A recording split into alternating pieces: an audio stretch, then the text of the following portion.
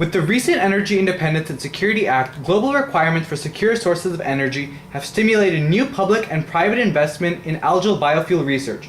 According to studies conducted in the late 20th century, microalgae cultivated in open pond systems can yield more than 10 dry tons of biomass per acre per year. Such species have impressive scientific potential, lending mainly towards their less complex structure, fast growth rate, high oil content, and the ability to reduce the introduction of new CO2 into the atmosphere. However, there are numerous factors that play critical roles in the gene expression of biofuel synthesizing cells in microalgae. Perhaps the most important are light and irradiance, temperature, nutrient concentration, and turbulence.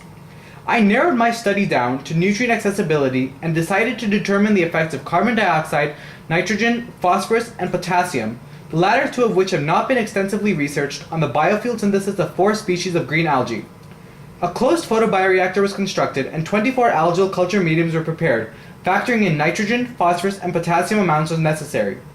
The overall experiment was broken up into 2 phases, a carbon dioxide pressure test and an NPK mass concentration test. The independent variables in both tests were the amounts of carbon dioxide, nitrogen, phosphorus, and/or potassium synthetically added, while the dependent variable was the amount of biofuel synthesized per culture.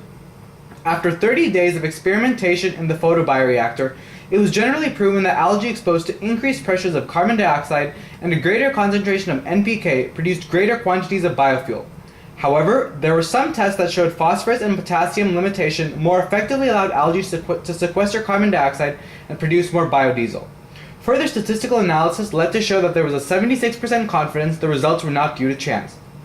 Based on this test, I learned that algae can definitely be a major source in our current energy crisis.